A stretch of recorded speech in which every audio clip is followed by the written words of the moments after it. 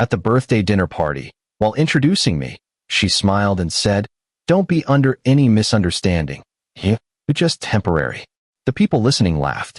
I stood up, went to the counter, paid my bill, and left. When she realized what had happened, she came to my office with her uncle. I'm 29, work as a commercial architect, and until 3 weeks ago, I thought I was building something real with someone. Her name was Amber. We'd been together for 8 months, long enough that I'd started imagining a future, short enough that I apparently hadn't seen who she really was. We met at a mutual friend's housewarming party in March. She was charming, quick-witted, had this way of making you feel like the only person in the room when she wanted to. Within a month, we were spending most weekends together. She worked in pharmaceutical sales, traveled often for conferences, and had a close-knit family she talked about constantly. I liked that about her, the family thing. Mine was scattered across 3 states, and I'd always wanted that kind of closeness, that sense of belonging somewhere.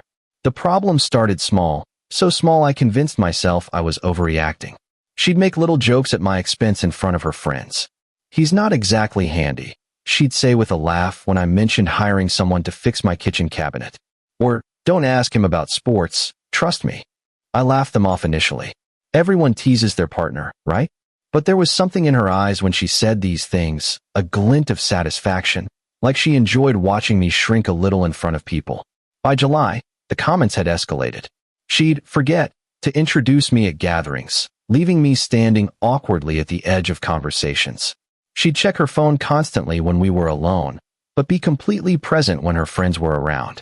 When I brought it up once, she looked at me like I was being ridiculous. "You're so insecure," she said, shaking her head. "It's not attractive." I dropped it. Started working later, going to the gym more, anything to avoid the feeling that I was somehow failing a test I didn't know I was taking. Her birthday fell on a Saturday in late November. She'd been planning this dinner for weeks, sending daily updates about the guest list, the menu, what she was going to wear. She invited her entire friend group and a few family members to an upscale Italian place downtown, the kind with a 3-week wait list and entrees that cost $40. She asked me to come early to help greet people, to make a good impression. I showed up at 6:30 in a navy suit I'd had dry cleaned for the occasion, holding a carefully wrapped gift I'd spent 2 hours picking out, a vintage compass necklace she'd admired in an antique shop months before. I'd gone back 3 times to make sure it was the right one. "You look nice," she said when I arrived, barely glancing at me. Her eyes were already scanning the room, tracking who had arrived, who was still missing. The restaurant was one of those trendy spots with exposed brick walls and Edison bulbs hanging from the ceiling in geometric patterns. About 20 people were scattered around a long table that dominated the private dining area. I knew maybe 4 of them. Amber flitted between groups, laughing loudly, touching arms, throwing her head back in that way she did when she wanted everyone to notice her. She was completely in her element. I stood near the bar, nursing a gin and tonic, making small talk with her cousin about real estate prices and interest rates. Around 7:30, after everyone had arrived and the appetizers were making their rounds, Amber decided it was time for introductions. She clinked her glass with a fork, and the table quieted immediately. Everyone turned toward her, smiling, expectant. I assumed she was going to thank people for coming, maybe say something sweet about turning 30 and feeling grateful. Instead, she gestured toward me with her wine glass. "Everyone, this is Jordan," she said brightly, her voice carrying across the room. "My boyfriend." People smiled, a few waved. Someone I didn't know raised their glass. I nodded back, feeling awkward but not alarmed yet. Then she added, with that same bright, performer's smile, "Don't be under any misunderstanding. It's just temporary." The table erupted in laughter. Not polite chuckles, but full-throated, genuine amusement. Her best friend slapped the table so hard the silverware rattled. Her brother nearly spit out his drink. Someone in the back yelled, "Amber," in mock scandal, which only made everyone laugh harder. I stood there, frozen, the sound washing over me like cold water. My face felt hot, then cold, then numb. The laughter seemed to stretch on forever, people wiping tears from their eyes, catching their breath only to start again. She wasn't looking at me anymore. She was soaking in the attention, grinning like she'd just delivered the punchline of the year, accepting playful shoves from her friends like she was accepting applause. I set my drink down on the bar carefully. My hands were steady, surprisingly steady. I didn't think, didn't plan, just moved. I walked over to the counter near the entrance where they kept the checks and the host station. The hostess looked confused as I approached. "I need to pay for my portion," I said quietly. "Sir, it's a group tab. Just my drinks and appetizer. Please." She hesitated, glancing past me toward the dining area where the laughter was finally dying down. "Are you sure?" "Yes." She pulled up the bill, her fingers moving quickly across the tablet. I handed her my card, signed the receipt without looking at the total, and walked toward the door. Behind me, I could hear the conversation resuming, someone calling for more wine. I pushed through the heavy front door and stepped out into the November air. Outside, the cold hit my face, sharp and clean. I stood on the sidewalk for a moment, letting the adrenaline settle, watching my breath fog in the streetlight. A couple walked past, hand in hand, laughing about something. I felt completely outside of myself, like I was watching this happen to someone else. My phone buzzed in my pocket. I ignored it. Then it buzzed again, and again. I walked 3 blocks to where I'd parked, got in my car, and just sat there for a moment. The phone kept buzzing. Through the windshield, I could see the restaurant in the distance, warm light spilling onto the sidewalk. I started the engine and drove home. By the time I unlocked my apartment door, I had 17 missed calls and twice as many texts. Most were from Amber, a few from her friends, one from her cousin asking if I was okay. I deleted them without reading and poured myself a whiskey, a nice one, the bottle I'd been saving for something special. Then I sat on my couch in the dark and tried to figure out what the hell had just happened. The texts kept coming. I watched them light up my phone screen, one after another, like watching a slot machine you know you're not going to win. "Jordan, where did you go? Are you seriously leaving right now? Call me." Around midnight, they shifted in tone. "Jordan, come on, it was a joke. You're being ridiculous. Everyone thinks you overreacted. You embarrassed me in front of my whole family." I stared at that last one for a long time. I embarrassed her. I turned my phone off and went to bed. Sunday, I ignored the world. I went for a long run through the park, the kind where your lungs burn and your thoughts finally quiet down. I cleaned my apartment, deep cleaned it, scrubbing baseboards and organizing closets I'd been ignoring for months. I ordered Thai food, watched a documentary about brutalist architecture, and tried not to think about the fact that my phone was still off. Around 8 in the evening, I turned it back on. The messages had stopped. There was one voicemail from Amber, her voice tight and angry. "I don't know what your problem is, but you made me look like an idiot on my birthday. Everyone kept asking where you went. I had to make excuses for you. Call me back so we can talk about this like adults." I deleted it and blocked her number. Monday morning felt surreal. I got up, made coffee, put on a suit, and went to work like nothing had happened. My office is downtown, in an older building with high ceilings and terrible heating. I like it there. It's one of those places where you can lose yourself in work and nobody bothers you unless it's important. I had a project deadline coming up, a mixed-use development proposal that needed revisions by Wednesday. I buried myself in it, redlining plans, adjusting load calculations, tweaking the facade design. Around 11, my desk phone rang. Internal line. Our receptionist, Patricia. "Jordan, there's someone here to see you. I don't have any appointments this morning. She says it's personal. Amber? And there's a man with her." I felt my jaw tighten. I closed my eyes, took a breath. "Tell them I'm in a meeting." "She's insisting. She says it's urgent." "Patricia." "I'm sorry, Jordan. She's making a scene. You might want to come out here." I saved my work, straightened my desk, and walked out to the lobby.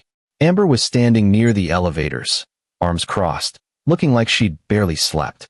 Her hair was in a messy bun, no makeup, wearing jeans and an oversized sweater. Next to her was a man in his 50s, thick build, graying hair, expensive watch. Her uncle. I'd met him once at a family barbecue over the summer. He owned a construction company and had spent most of the afternoon talking about lumber prices. "Jordan," Amber started, her voice strained, almost pleading. "We need to talk." "No, we don't." I kept my voice level, professional. "You made your position clear on Saturday. I'm respecting that." Her uncle stepped forward, hands up in a placating gesture. "Look, son, maybe we can all sit down somewhere and—" "I'm not your son," I interrupted, still calm. "And no, we can't." Amber's face flushed. "You're being childish. It was a joke." Everyone laughed. "You're the only one who didn't get it." I got it. That's why I left. Oh my God, you're so sensitive. I finished. Yeah, I've heard. But here's the thing, Amber. Jokes are supposed to be funny for everyone involved. That wasn't funny for me. That was you telling a room full of people that I don't matter to you. And you know what? Message received. Her uncle frowned, looking between us like he was watching a tennis match. Amber, what exactly did you say? She hesitated, suddenly looking less certain. I introduced him and said he was temporary. It was sarcasm. I was making fun of the idea that relationships have to be so serious all the time. It didn't sound like sarcasm, I said. It sounded like the truth. Because you're paranoid. You've always been paranoid about us, about what I think, about what my friends think. Maybe because you spent 8 months giving me reasons to be. The receptionist was trying very hard to look busy, typing nothing on her keyboard. A colleague walking past slowed down, pretending to check his phone while clearly listening. Amber's uncle cleared his throat. Jordan, I think my niece made a mistake. But walking out on her birthday like that was the right call, I finished. The only call, actually. Look, I'm at work. You two need to leave. Amber's eyes were shining now, angry tears threatening to spill over. Her voice went up an octave. You're really going to throw away 8 months over this? 8 months. You threw it away on Saturday. I just had the dignity to walk out instead of sitting there while you collected laughs at my expense. It wasn't at your expense. Then who was it at the expense of, Amber? Because from where I was standing, I was the punchline. She opened her mouth, closed it, opened it again. Everyone was right about you. You're boring. You're small. You have no sense of humor. I was settling. The words landed like she wanted them to, sharp, designed to hurt. But instead of pain, I just felt tired. Then it's a good thing you don't have to anymore. I turned and walked back toward my office, my footsteps echoing on the marble floor. Behind me, I heard her uncle murmuring something in a low voice, then the sound of the elevator doors opening. I didn't look back. My hands were shaking when I sat down at my desk. I stared at my computer screen for a full minute before I could focus enough to start working again. Patricia called a few minutes later. You okay? Yeah. Thanks for the heads up. For what it's worth, she was completely out of line. Both of them. I know. Good. Let me know if they come back. I'll call security. They didn't come back round. Update 1. The week that followed was strange. Quiet. I half expected more confrontations, more angry calls, but there was nothing. Amber's social media went dark, no posts, no stories. I didn't check obsessively, just once out of morbid curiosity on Wednesday night when I couldn't sleep. A mutual friend, Lauren, reached out that same day via text. Hey, heard what happened. You doing okay? Yeah, I'm fine. For what it's worth, I thought what she said was messed up. A few of us did. We just didn't know what to say in the moment. Everything happened so fast. It's fine, Lauren. Really. It's not, though. I wanted you to know that. Also, she's been weird about you for a while. Like she wanted to date you, but also wanted everyone to know she could do better. It was uncomfortable to watch, honestly. Some of us talked about it. That stung more than I expected. Not because it was shocking, but because it confirmed what I'd been trying to ignore for months. The feeling that I was always auditioning, always trying to prove I was worth keeping around. Thanks for telling me, I said. Yeah, take care of yourself. And if you need to talk, I'm around. Appreciate it. By Friday, I'd settled into a new rhythm. Work, gym, home. I started sketching again in the evenings, something I hadn't done since college. Mostly buildings, but sometimes just abstract shapes, lines that didn't need to mean anything or fit into anyone's expectations. My appetite came back. I slept through the night for the first time in weeks. I realized I'd been holding tension in my shoulders for months, and it was finally releasing. On Sunday, 2 weeks after the birthday dinner, I was at a coffee shop near my apartment when I saw her brother, Tyler. He was in line ahead of me, and when he turned with his drink, we made direct eye contact. He froze for a second, then walked over. Jordan. Tyler. He hesitated, shifting his weight. Can we talk for a second? I nodded toward a table in the corner. We sat. He looked uncomfortable, fidgeting with his cup sleeve. Look, he started. I'm not here to defend her. What she said was screwed up. I told her that night, after you left. We got into a huge fight about it in the parking lot. Okay. But she's a mess right now. She keeps saying she didn't mean it the way it came out, that she was nervous and trying to be funny, that you took it the wrong way. She accomplished one of those things. Tyler winced. Yeah, I know. He paused, stirring his coffee even though he hadn't added anything to it. She's always been like this, you know? Since we were kids. She gets insecure, and instead of dealing with it, she tears other people down to feel better about herself. My parents let her get away with it because she's the baby of the family. But that doesn't make it right. Why are you telling me this? Because you deserved better. And because I think she knows that now. Not that it changes anything. It doesn't. He nodded slowly, staring into his cup. For what it's worth, my uncle felt like an idiot after he understood what actually happened. He thought you'd just gotten into a fight over something small. Maybe you'd had too much to drink. When Amber finally told him exactly what she said, word for word, he lit into her. I've never seen him that angry. He doesn't get angry. I didn't know what to say to that, so I just nodded. Tyler stood, picking up his coffee. Anyway, I won't bother you again. Just wanted you to know that not everyone thought you were in the wrong. Most people, actually, once they knew the full story. Thanks, Tyler. He left, and I sat there with my coffee, watching people pass by the window. Couples, families, people walking dogs. Life continuing like nothing had happened. I didn't feel vindicated or victorious. Just tired. And maybe a little relieved that I wasn't crazy, that what happened had actually been as bad as it felt.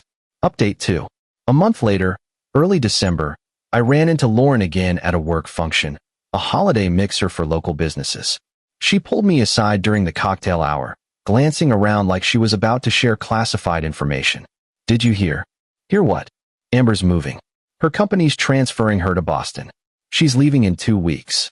I processed that, taking a sip of my drink. Good for her. She's been telling people it's a promotion, a big opportunity. But I heard from someone in her office that she actually requested the transfer. Apparently, things got awkward after the birthday thing. People started looking at her differently once word got around about what really happened. Lauren, I appreciate you keeping me in the loop, but I don't need to know this. I know.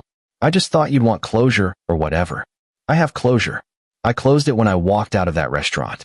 She smiled, a genuine one this time. Fair enough. You seem good, though. Better than you did when you were with her, honestly. I am. And I was. I'd started seeing someone new. Casually, nothing serious yet. Her name was Tessa. She taught high school art, and she laughed at my jokes without making me feel like I needed to perform. I'd finished the mixed-use proposal and won the contract, beating out 2 other firms. I'd reconnected with an old college friend and started playing basketball on Tuesday nights at a gym downtown. Life was full in a way it hadn't been in months, maybe longer. I never heard from Amber again. No apology, no final message, no attempt to explain or justify. And that was fine. Better than fine, actually. Some people don't know how to own their mistakes, and you can't make them learn. You can only decide whether you're willing to keep paying the price for their inability to grow. The last time I thought about that night, really thought about it, let myself sit with the memory instead of pushing it away, was when I was designing a client's home office in mid-December. She wanted something bold, something that made a statement but was still functional. As I sketched, I realized I was drawing something I would have been afraid to propose 8 months earlier. Too unconventional, too confident, too likely to be rejected. But I wasn't afraid anymore. I'd spent 8 months making myself smaller to fit into someone else's idea of acceptable, dimming my personality, second-guessing my instincts, apologizing for taking up space.